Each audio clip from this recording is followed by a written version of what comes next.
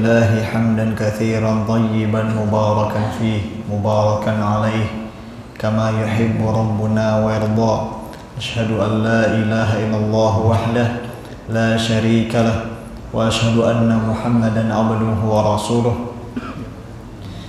اللهم صل وسلم على نبينا محمد وعلى آله وأصحابه ومن اتبعهم بإحسان إلى يوم الدين. ربنا افتح بيننا وبين قومنا بالحق وأنت خير الفاتحين. اللهم زدنا إيمانا ويقينا وفقها. أما بعد. Jamaah sekalian rahimani Allah wa iyyakum. Kita akan melanjutkan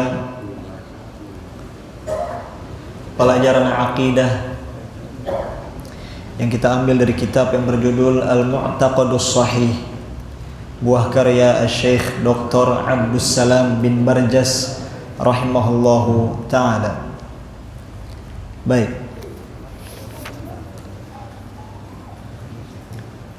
melanjutkan pembahasan terakhir yang berjudul keyakinan yang benar tentang tauhid rububiyah. Keyakinan yang benar tentang tauhid rububiyah. Pada sub bahasan terakhir telah kita pelajari penjelasan penulis bahwa dahulu kaum musyrikin yang dihadapi oleh Rasulullah sallallahu alaihi wasallam, keyakinan mereka terhadap sesembahan-sesembahan mereka adalah sebagai perantara antara diri mereka kepada Allah Subhanahu wa taala. Dan mereka dahulu tidak meyakini bahwa sesembahan-sesembahan mereka adalah yang menciptakan dan memberikan rizki. Ini yang terakhir kita bahas, bahwa kaum musyrikin terdahulu yang dihadapi oleh Rasulullah sallallahu alaihi wasallam, keyakinan mereka kepada sesembahan-sembahan mereka adalah sebagai perantara antara diri mereka dengan Allah Subhanahu wa taala. Karenanya dahulu kaum musyrikin mereka bertawassul. Mereka bertawassul kepada sesembahan-sembahan mereka yang mereka anggap sebagai perantara antara diri mereka dengan Allah Subhanahu wa taala. Mereka tidak pernah meyakini bahwa sesembahan-sembahan mereka tersebut adalah Sang Pencipta dan yang Maha memberikan rizki. Tidak demikian. Akan tetapi yang mereka yakini adalah bahwa Sang Pencipta dan juga yang Maha memberikan rizki tidak lain tidak bukan adalah Allah Subhanahu wa taala, bukan sesembahan-sembahan mereka. Maka ini perlu dipahami dengan seksama. Dengan penjelasan tadi dapat dipahami bahwa benang merah letak kesyirikan kaum musyrikin terdahulu adalah dalam masalah ibadah, di mana mereka memalingkan bentuk peribadahan kepada selain Allah Subhanahu wa taala dengan dalih tawassul. Itulah letak kesyirikan mereka. Karena mereka telah mengakui dan meyakini tentang tauhid rububiyah, bahwa Allah Ta'ala dialah Sang Pencipta, bukan yang lain. Karenanya Allah Ta'ala berfirman dalam surat Shad ayat 5. Allah Ta'ala berfirman dalam surat Shad ayat 5, menjelaskan tentang keadaan kaum musyrikin. Allah mengatakan, membawakan perkataan mereka, aja'alal alihata ilaha wahida inna hadza la syai'un ujab. Kata orang-orang musyrikin, apakah dia, yakni Nabi Muhammad sallallahu alaihi wasallam, menjadikan sesembahan-sesembahan yang banyak ini diganti menjadi sesembahan yang satu? Kata mereka, sesungguhnya ini benar-benar merupakan sesuatu yang sangat mengherankan. Ini komentar kaum musyrikin ketika diajak oleh Rasulullah sallallahu alaihi wasallam untuk mentauhidkan Allah dalam beribadah. Ini komentar dan tanggapan kaum musyrikin tatkala diajak oleh Rasulullah sallallahu alaihi wasallam untuk mentauhidkan Allah dalam beribadah. Komentar mereka terhadap dakwah tauhid adalah, mengingkarinya. Mereka mengatakan, apakah Muhammad menjadikan sesembahan-sembahan yang banyak ini diganti menjadi sembahan yang satu saja? Mereka malah bilang, sesungguhnya ajakan tauhid ini betul-betul sesuatu yang sangat aneh, kata mereka. Ini menunjukkan bahwa mereka tidak setuju kepada ajakan tauhid. Mereka tidak setuju kepada ajakan beribadah hanya kepada Allah semata. Inilah letak benang merah kesyirikan mereka. Mereka sudah mengakui Allah sebagai Sang Pencipta, tapi kesyirikan mereka di sini. Ketika diajak untuk mentauhidkan Allah dalam beribadah, mereka mengingkarinya dan tidak mau. Karena mereka biasa mempersembahkan bentuk-bentuk ibadah kepada selain Allah Subhanahu wa ta'ala. Demikian. Jamaah sekalian rahimani Allah wa iyyakum. Itu bahasan terakhir pada pertemuan yang lalu.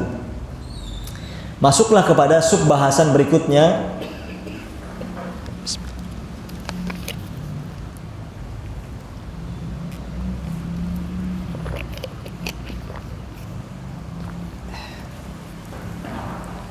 Subbahasan berikutnya berjudul Min fawaidi taqririllahi ta'ala li tauhidir rububiyah.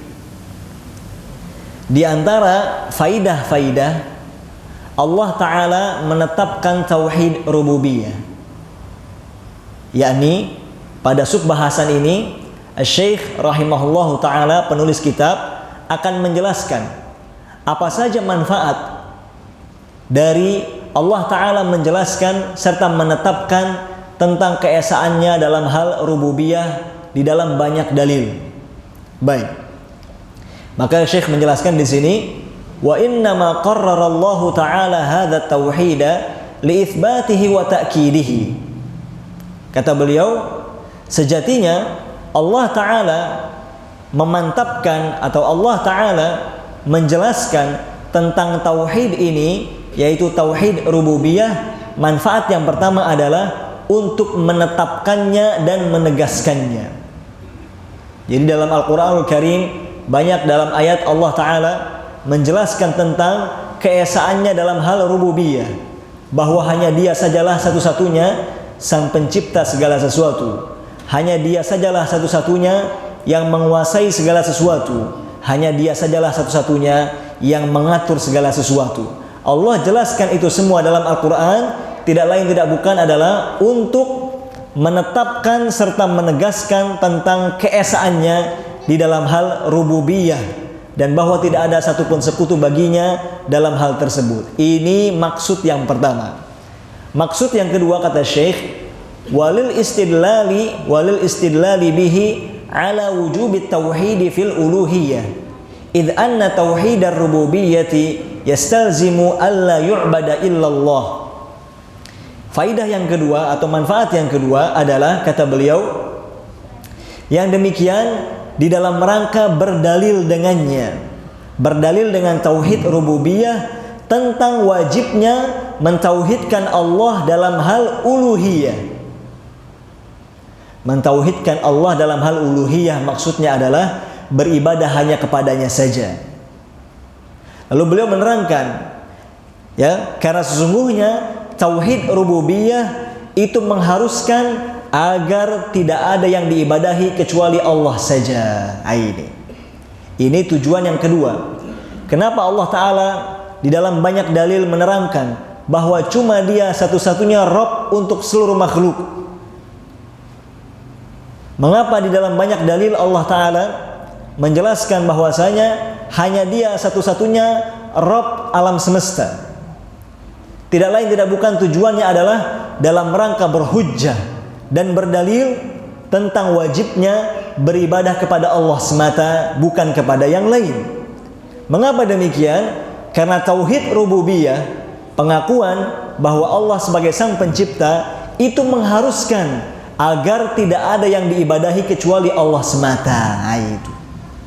Ini dia maksud dan faidah dari Allah Ta'ala menjelaskan tentang tauhid rububiyah, agar tegak hujjah kepada segenap para hamba tatkala cuma Allah satu-satunya Sang Pencipta alam semesta, maka dengan demikian cuma Allah pula satu-satunya yang berhak dan boleh diibadahi. Nah, seperti itu. Dalilnya banyak tentang hal tersebut, di antaranya adalah di surat Al-Baqarah ayat 21. Al-Baqarah ayat 21. Dalam ayat tersebut Allah Ta'ala berfirman, Ya ayyuhan nasu'budu rabbakumul ladzi khalaqakum. Allah berfirman yang artinya, wahai segenap manusia, beribadahlah kalian semua kepada Rabb kalian saja yang telah menciptakan kalian. Perhatikan ayat ini, Allah Ta'ala memanggil segenap manusia serta memerintahkan mereka agar mempersembahkan seluruh bentuk ibadah hanya untuk Rabb mereka saja, yaitu Allah Subhanahu wa Ta'ala yang telah menciptakan mereka. Dari ayat ini dapat dipahami bahwa yang berhak untuk diibadahi dan berhak untuk disembah hanyalah Sang Pencipta. Artinya yang bukan Sang Pencipta maka tidak pantas untuk disembah. Nah, seperti itu.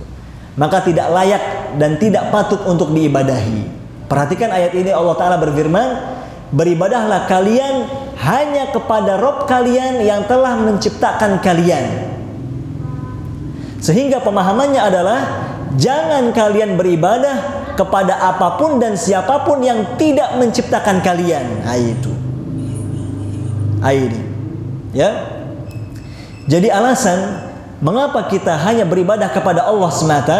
Jawabnya adalah karena Allah lah satu-satunya yang menciptakan kita. Dan jika ditanya mengapa kita tidak menyembah pepohonan? Karena pohon bukan pencipta kita. Mengapa kita tidak menyembah patung? Karena patung bukan pencipta kita. Mengapa kita tidak menyembah matahari, bulan dan bintang? Karena matahari, bulan dan bintang bukan pencipta kita. Mengapa kita tidak beribadah kepada kuburan keramat? Karena kuburan keramat bukan pencipta kita. Mengapa kita tidak beribadah kepada jimat-jimat dan benda keramat? Karena jimat-jimat serta benda keramat bukanlah pencipta kita. Itu alasannya. Mengapa kita beribadah hanya kepada Allah semata? Jawabnya karena cuma Dialah yang menciptakan kita. Itu. Demikian. Jamaah sekalian, rahimani Allahu wa iyyakum. Berikutnya Syekh penulis kitab rahimahullahu taala mengatakan, menjelaskan ayat tadi, kata beliau, fadzakara ta'ala annahu wahdahu khaliquhum wa raziquhum wa hadza mimma la yashukkuna fihi wa hadza mimma la yashukkuna fihi wa ja'ala dzalika hujjatan 'alaihim fi wujubi ikhlasil ibadati lahu wahdahu la syarikalah. Beliau mengatakan yang artinya, dalam ayat tadi Allah Ta'ala telah menyebutkan bahwa cuma Dirinya sajalah Sang Pencipta mereka dan yang memberikan rizki kepada mereka. Dan hal ini merupakan sesuatu yang tidak mereka ragui. Hal ini merupakan sesuatu yang tidak mereka ragukan. Perhatikan, dalam ayat tadi Allah Ta'ala telah menyebutkan bahwasanya sejatinya Sang Pencipta dan yang Maha memberikan rizki adalah Allah semata, bukan yang lain. Dan perkara ini termasuk perkara yang diyakini dan diakui oleh kaum musyrikin, di mana mereka tidak meragukannya sama sekali.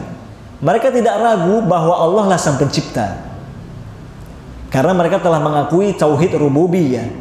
Lalu Syekh mengatakan di sini, kemudian juga Allah Ta'ala menjadikan hal tersebut tentang tauhid rububiyah itu sebagai hujjah atau argumen atas mereka tentang wajibnya mengikhlaskan ibadah, tentang wajibnya memurnikan ibadah hanya untuk Allah semata, bukan untuk yang lain. Itu. Jadi Allah Ta'ala menjadikan tauhid rububiyah sebagai hujjah, alasan dan argumen atas kaum musyrikin tentang wajibnya beribadah kepada Allah semata, bukan kepada yang lain. Bisa dikatakan, bisa dikatakan, wahai Anda kaum musyrikin, Anda telah mengakui Allah sebagai pencipta Anda, maka dengan demikian tentunya yang Anda sembah adalah Allah semata, bukan yang lain. Yakni ketika Anda mengakui dan meyakini Allah lah pencipta Anda, maka hendaknya kepadanya sajalah engkau beribadah. Nah, itu kepadanya sajalah Anda beribadah. Demikian. Ini manfaat dari penetapan tauhid rububiyah bagi Allah Subhanahu wa taala, untuk sebagai alasan dan argumen kuat tentang wajibnya beribadah kepada Allah semata. Sebagaimana yang tadi sudah kita katakan, mengapa kita beribadah kepada Allah semata? Jawabnya adalah karena dialah satu-satunya pencipta kita. Sehingga yang bukan pencipta tidak pantas untuk diibadahi. Yang bukan pencipta tidak layak untuk disembah. Nah, seperti itu. Apapun dan siapapun. Apapun dan siapapun. Ya. Baik itu seorang nabi, atau itu seorang wali, atau itu benda langit, atau itu binatang-binatang, atau itu pepohonan, atau patung, atau bebatuan, atau salib, atau jimat, atau kuburan keramat, semuanya tidak pantas untuk disembah karena mereka semua bukan sang pencipta. Nah, itu. Demikian. Jamaah sekalian rahimani Allahu wa iyyakum.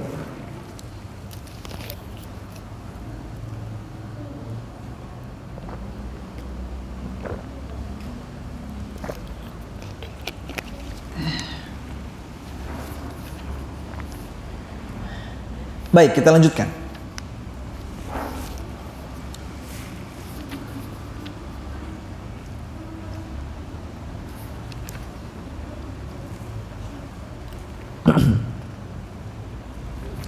Berikutnya Syekh membawakan dalil lain tentang hal ini, yaitu di surat An-Naml. Di surat An-Naml pada ayat yang ke-60. An-Naml ayat yang ke-60. Dalam ayat tersebut Allah Ta'ala berfirman, Amman khalaqas samawati wal arda wa anzala lakum minas sama'i ma'a fa'ambatna bihi hadaiqa dhata bahjatin ma kana lakum an tunbitu syajaraha a ilahum ma'allah bal hum qaumun ya'dilun. Allah berfirman yang artinya, atau siapakah yang menciptakan, atau siapakah yang telah menciptakan langit dan bumi, serta siapakah yang telah menurunkan bagi kalian air dari langit, yang lalu kami, kata Allah Ta'ala, lalu kami menumbuhkan dengan air tersebut taman-taman yang memiliki pemandangan indah, di mana kalian, kata Allah Ta'ala, tidak mampu untuk menumbuhkan pepohonan-pepohonannya. Lalu Allah Ta'ala mengatakan, Ailahum ma'allah, apakah ada sesembahan lain di samping Allah? Kemudian Allah mengatakan, balhum qaumun ya'dilun, ya, akan tetapi justru mereka adalah kaum yang menyimpang. Ini perhatikan ayat yang mulia ini. Dalam ayat yang mulia ini lagi-lagi Allah Ta'ala menegaskan tentang keesaannya dalam hal rububiyah, bahwa cuma dialah satu-satunya yang telah menciptakan langit dan bumi. Cuma dialah satu-satunya yang menurunkan air hujan dari langit. Cuma dialah satu-satunya yang menumbuhkan tumbuh-tumbuhan, di mana tidak ada satupun dari makhluknya yang mampu untuk melakukan hal tersebut. Lalu Allah Ta'ala bertanya, kalau begitu apakah masih ada sesembahan lain yang berhak untuk diibadahi selain Allah? Tentu jawabnya jelas tidak, karena cuma Allah yang mampu mengerjakan hal-hal tadi. Cuma Allah yang mampu melakukan hal-hal tadi. Maka cuma Allah sajalah satu-satunya sesembahan yang patut dan berhak untuk disembah. Lalu dalam penghujung ayat tersebut Allah mengatakan, justru yang ada kaum musyrikin itu adalah orang-orang yang menyimpang. Mengapa mereka dikatakan menyimpang? Karena mereka telah melakukan keanehan. Mereka mengakui Allah sang pencipta, tapi beribadahnya kepada selain Allah. Ini keadaan orang musyrikin. Makanya Allah mengatakan mereka merupakan kaum yang menyimpang. Seandainya mereka tidak menyimpang, tentulah mereka beribadahnya kepada Allah semata, bukan kepada yang lain. Demikian. Jamaah sekalian rahimani Allah wa iyyakum. Lalu Syekh mengatakan, memberikan penjelasan tambahan, kata beliau, fa fi hadhil ayati kulliha yunkiru ta'ala 'alal musyrikin alladzina yuqirruna bi annahu ta'ala wahdahu huwa khaliqus samawati wal ardi wa annahu wahdahu an-nafi'ud dhar bi anna hadzal iqrara lam yanfa'hum idh ja'alu ma'allahi ilahan akhar. Ini kata beliau, maka di dalam ayat ini seluruhnya Allah Ta'ala mengingkari kaum musyrikin yang mereka telah mengakui bahwasanya cuma Allah semata sang pencipta langit dan bumi, dan mereka juga sudah meyakini bahwa Allah semata yang maha memberikan manfaat dan mampu menolak bahaya. Allah menerangkan dalam ayat ini, ya, Allah mengingkari mereka dalam ayat ini bahwa pengakuan mereka tersebut tidaklah berguna bagi mereka. Pengakuan mereka tersebut tidaklah bermanfaat bagi mereka tatkala mereka menjadikan bersama Allah ada sesembahan yang lain. Dalam ayat ini Allah menerangkan bahwasanya pengakuan kaum musyrikin bahwa Allah sebagai pencipta langit dan bumi tidak berguna dan tidak bermanfaat bagi mereka. Mengapa? Karena mereka menghadirkan sesembahan lain di samping Allah Subhanahu wa Ta'ala. Ini pengakuan mereka bahwa Allah sebagai sang pencipta barulah bermanfaat kalau mereka beribadahnya kepada Allah saja. Itu. Tapi kenyataannya tidak. Lalu Syekh mengatakan rahimahullahu taala, kata beliau, wa hadza 'ainut tanaqudi al-mukhalifi li syar'i wal 'aqli. Kata beliau, hal ini merupakan kontradiksi, yakni sikap kaum musyrikin tersebut merupakan kontradiksi yang bertentangan dengan syariat dan akal sehat. Ini perhatikan. Syekh menerangkan bahwasanya sikap kaum musyrikin tadi merupakan jelas kontradiksi yang bertentangan dengan syariat dan akal. Apa maksudnya? Begini maksudnya. Tatkala kaum musyrikin sudah mengakui Allah sebagai sang pencipta, tapi mereka beribadahnya kepada selain Allah, maka jelas ini merupakan kontradiksi. Bagaimana bisa kaum musyrikin mereka mengakui Allah sebagai sang pencipta, tapi beribadahnya kepada selain Allah? Jelas ini kontradiksi. Jelas ini merupakan sikap yang kontradiksi. Baik kontradiksi secara syariat dan juga kontradiksi secara akal sehat. Bertentangan dengan syariat karena bertentangan dengan apa yang Allah wahyukan tentang wajibnya beribadah kepada Allah semata. Bertentangan dengan akal sehat karena dijelaskan oleh Syekh di sini, idz man tafarrada bi jami'i hadhihi at-tasarrufat min al-khalqi wal razqi wal ihya'i wal imatati fa haqqun an yufrada bi jami'i anwa'it ta'at. Kata beliau, karena secara akal sehat yang Maha Esa di dalam penciptaan, memberikan rizki, menghidupkan dan mematikan, tentu Dia juga Maha Esa di dalam beribadah. Itu. Ini akal sehat. Akal sehat mengatakan yang Maha Esa serta Maha Tunggal di dalam menciptakan alam semesta, tentu Dia pula yang Maha Esa di dalam beribadah. Tentu Dia pula yang Maha Esa, satu-satunya yang berhak untuk diibadahi. Ini secara akal sehat. Secara akal sehat, yang Maha Esa dalam menciptakan, tentu Maha Esa pula di dalam penyembahan. Secara akal sehat, satu-satunya sang pencipta, tentu satu-satunya pula yang berhak diibadahi. Itu.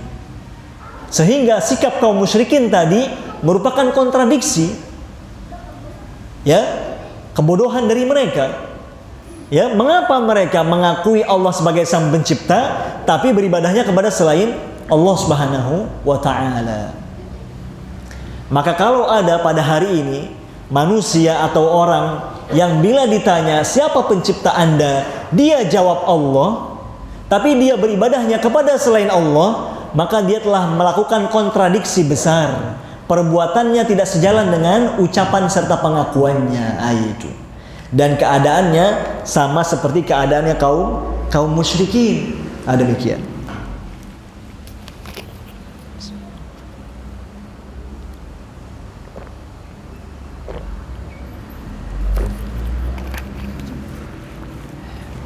Baik. Jamaah sekalian rahimani Allah wa iyyakum. Isya jam berapa?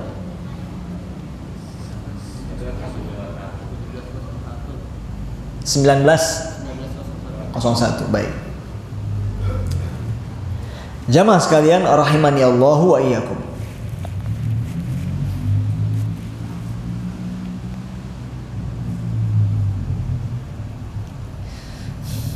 Karenanya di ayat tadi, di surat An-Naml ayat 60, Allah Ta'ala mengatakan, Ailahun ma'allah.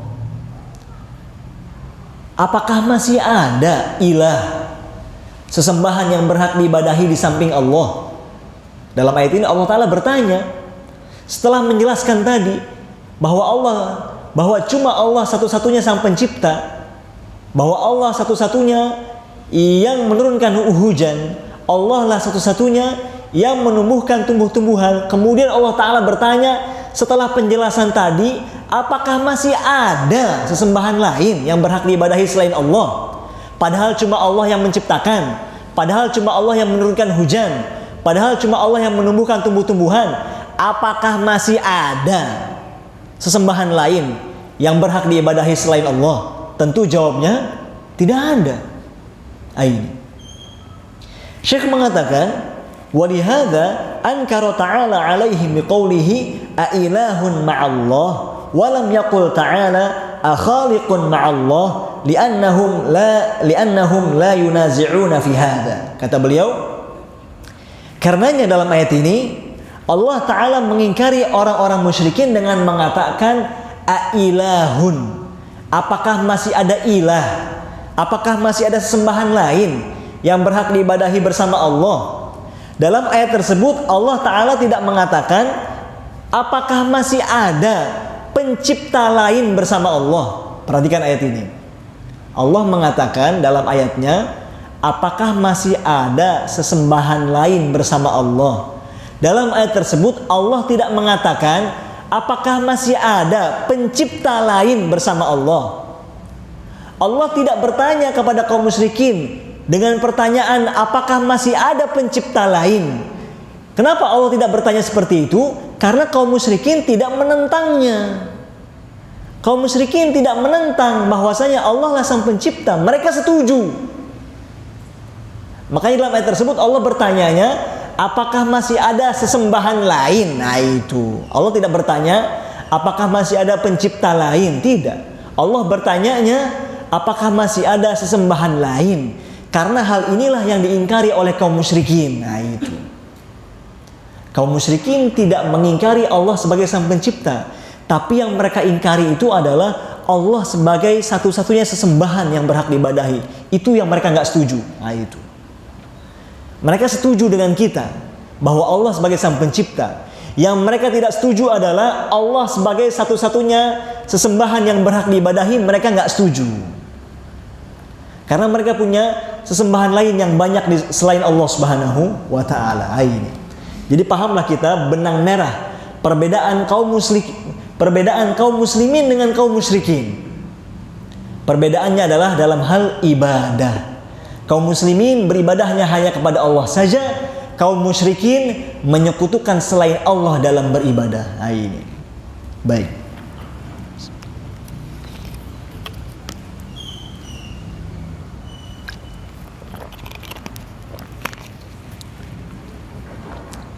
Jamaah sekalian rahimani Allahu wa iyyakum.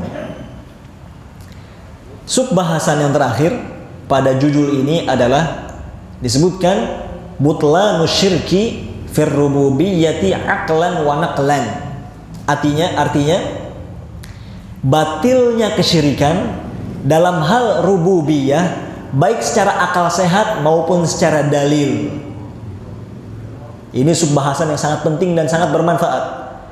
Syekh rahimahullah ta'ala, penulis kitab, akan menjelaskan bahwasanya meyakini ada Tuhan lain di samping Allah, meyakini bahwa ada pencipta lain di samping Allah, ini merupakan kebatilan. Dan kebatilan ini baik secara akal sehat maupun secara dalil. Perhatikan di sini. Ya.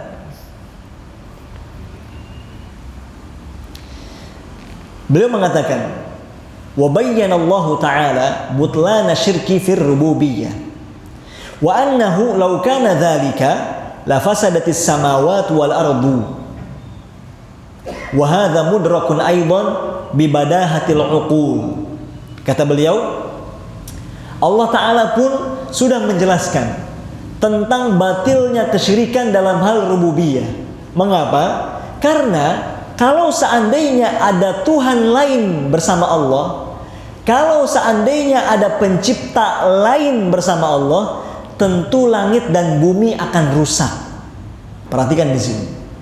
Syekh akan menjelaskan bahwasanya kalau Tuhan itu berbilang, kalau pencipta itu berbilang lebih dari 1, 2, 3 dan seterusnya, kata Syekh, maka langit dan bumi akan hancur dan rusak. Karena Tuhannya banyak. Karena penciptanya lebih dari 1. Mengapa demikian? Allah Ta'ala berfirman dalam Al-Quran. Ya, pegang kuat-kuat, catat baik-baik dalilnya. Surat Al-Mu'minun ayat 91. Al-Mu'minun ayat 91. Dan juga Al-Anbiya ayat 22. Al-Anbiya ayat 22. Allah Ta'ala berfirman dalam ayat tersebut, pegang kuat-kuat ayat ini sebagai dalil untuk meruntuhkan serta membantah akidah syirik kaum musyrikin sampai ke akarnya, yang meyakini bahwa Tuhan lebih dari 1, yang meyakini bahwa pencipta alam semesta lebih dari 1. Pegang kuat-kuat dalil ini. Dalam ayat tersebut Allah Ta'ala berfirman, mattakhadallahu min walad wa ma kana ma'ahu min ilah idzal ladhahaba kullu ilahin bima khalaqa wa la'ala ba'dhum 'ala ba'dhin subhanallahi amma yasifun. Allah berfirman yang artinya, Allah sama sekali tidak, kita ulang terjemahnya, Allah sama sekali tidaklah mengambil anak, yakni Allah Ta'ala tidak beranak, dan juga sama sekali tidak ada Tuhan lain bersama Allah. Mengapa demikian? Kata Allah, karena kalau ada Tuhan lain bersama Allah, kalau ada pencipta lain bersama Allah, niscaya setiap Tuhan akan pergi membawa makhluk ciptaannya. Lihat ini, Allah mengatakan demikian. Kalau seandainya ada Tuhan lain bersama Allah, kalau seandainya Tuhan itu berbilang, kalau seandainya Tuhan itu lebih dari 1, 2, 3 dan seterusnya, niscaya setiap Tuhan akan pergi membawa ciptaannya masing-masing. Dan niscaya setiap Tuhan akan merasa lebih hebat dari Tuhan yang lain. Paham gak itu? Subhanallah. Dalam ayat ini Allah Ta'ala mengajak berpikir. Ini yang terjadi kalau seandainya Tuhan itu lebih dari 1. Nanti para Tuhan satu sama lain akan saling main hebat-hebatan. Paham tidak? Kalau seandainya Tuhan lebih dari 1, para Tuhan satu sama lain akan pergi membawa makhluk ciptaannya. Para Tuhan satu sama lain akan saling merasa hebat dari Tuhan yang lain.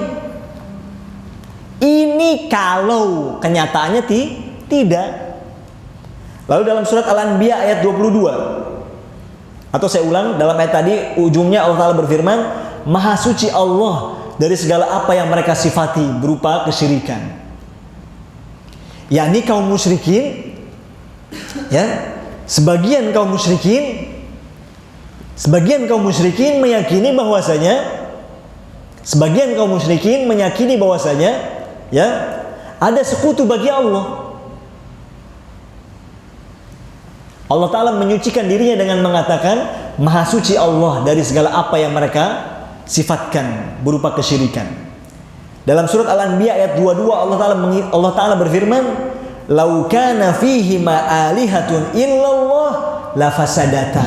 Allah Ta'ala mengatakan, kalau seandainya, ini kalau, Allah mengatakan kalau seandainya di langit dan di bumi itu ada banyak Tuhan-Tuhan selain Allah, tentu pasti langit dan bumi akan hancur dan rusak. Ini yang terjadi. Ini yang akan terjadi kalau seandainya Tuhan itu lebih dari satu.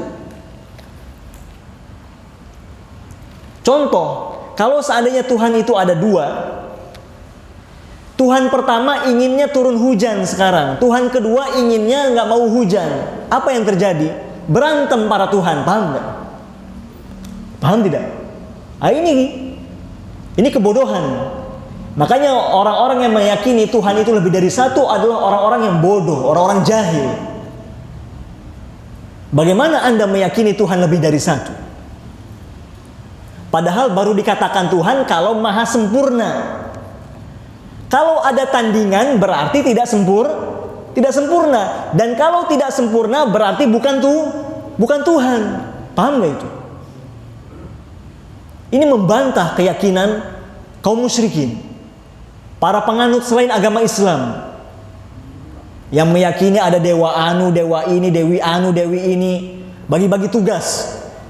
Ada dewa langit, ada dewa bumi, ada dewa yang mengatur hujan, ada dewa yang mengatur ladang. Ini kebodohan, menyalahi akal sehat. Yang betul dan selaras dengan akal sehat adalah meyakini bahwa Tuhan cuma satu. Makanya dunia ini, langit dan bumi rapi sekarang pengaturannya. Pergantian siang dan malam rapi. Ya, pergantian siang dan malam rapi. Tatkala kita mendapati pergantian siang dan malam rapi, ini menunjukkan berarti Tuhan satu. Kalau seandainya Tuhan lebih dari satu, akan terjadi keributan di antara para Tuhan. Tuhan yang pertama inginnya malam, Tuhan yang kedua inginnya siang. Itu paham gak? Ini yang terjadi. Maka ketika kita mendapati perjalanan langit dan bumi serta benda-benda langit yang ada, semuanya berjalan dengan rapi, itu menunjukkan berarti Tuhan ada berapa? Satu. Itu jelas ya? Demikian. Maka tentu merupakan sebuah kejahilan, bertentangan dengan akal sehat. Makanya orang-orang yang meyakini bahwa Tuhan lebih dari satu, akalnya udah gak beres. Pegang kuat-kuat itu. Orang yang meyakini Tuhan lebih dari satu, orang yang meyakini Tuhan berbilang 2, 3 dan seterusnya, akalnya tidak beres. Apalagi sebagian penganut agama selain agama Islam meyakini bahwa Tuhannya berkeluarga. Ada bapaknya, ada ibunya, ada anaknya. Tuhannya berumah tangga. Na'udzubillah, Tuhan apa seperti itu, berumah tangga sama dengan makhluknya? Subhanallah, maha suci Allah dari apa yang mereka sifati. Itu jelas ya? Demikian. Bahkan sampai sebagian penganut agama lain selain agama Islam, dan barangkali jamaah sekalian tahu, ada yang membuat kartun dan sayangnya ditonton oleh anak-anak kita kaum muslimin di televisi. Saya sedikit deskripsikan tentang kartun tersebut. Kartunnya tentang Tuhan, anak kecil yang kulit badannya warna biru ungu. Saya tidak perlu sebut nama kartunnya apa. Paham ya? Tuhannya anak kecil, badannya ungu, biru ungu, lari-lari di langit dan seterusnya. Ada orang tuanya, ada Tuhannya main dan seterusnya. Apa-apaan seperti itu, paham gak? Cuma Islam satu-satunya agama yang benar. Pegang kuat-kuat. Cuma Islam satu-satunya agama yang benar. Cuma Islam satu-satunya agama yang sejalan dengan akal sehat. Bahkan kita katakan cuma Islam yang betul-betul memuliakan Tuhan. Nah itu, cuma Islam. Mengapa cuma Islam satu-satunya agama yang betul-betul memuliakan Tuhan? Karena cuma Islam yang mengesahkan Tuhan. Paham gak itu? Cuma Islam yang memiliki konsep tauhid. Adapun selain Islam seluruhnya konsep kesyirikan. Nah itu. Karena secara akal sehat, cara memuliakan Tuhan yang benar adalah dengan cara mengesahkannya. Kita ulang sekali lagi. Cara memuliakan Tuhan yang benar adalah dengan cara mengesahkannya.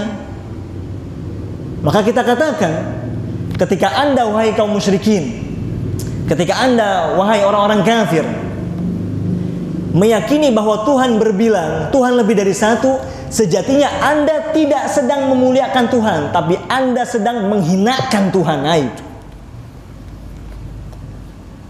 Kok bisa kami dibilang menghinakan Tuhan? Iya. Ketika Anda mengatakan dan meyakini bahwasanya ada sekutu bagi Tuhan, bahwa Tuhan itu lebih dari satu, itu berarti Anda menghinakan Tuhan. Kalau Anda betul memuliakan Tuhan, esakkan Tuhan. Nah itu. Tidak lain tidak bukan itu Allah Subhanahu wa ta'ala. Maka ini keyakinan yang sangat besar, ini akidah yang sangat besar yang wajib untuk kita pegang kuat. Nah seperti itu. Maka setelah penjelasan ini, ya, tidak ada lagi, jangan ada lagi rasa ketertarikan untuk menganut dan pindah agama kepada agama yang lain. Bodoh. Makanya kita mengatakan seluruh orang-orang yang murtad dari agama Islam kita katakan orang-orang bodoh. Kita ulang sekali lagi, seluruh orang yang murtad dari agama Islam adalah orang-orang yang bodoh. Dan ini banyak di lapangan, dari kalangan para artis, para pejabat, sebagian artis dan seterusnya. Karena jodoh, karena harta, murtad dari agama Islam kita katakan bodoh. Demikian. Maka semoga Allah Ta'ala senantiasa mengistiqomahkan kita semua hingga akhir hayat nanti mati di atas agama Islam. Demikian. Berhubung sudah Isya, maka terpaksa diakhiri, dan bila ada yang ingin disampaikan bisa secara santai setelah sholat Isya. Wassallallahu wasallama ala nabiyyina Muhammad wa ala alihi wa ashabihi wa man ittaba'ahum bi ihsanin din. Subhanakallahumma bihamdik asyhadu an la ilaha illa anta astaghfiruka wa atubu ilaika. Wassalamu alaikum warahmatullahi wabarakatuh.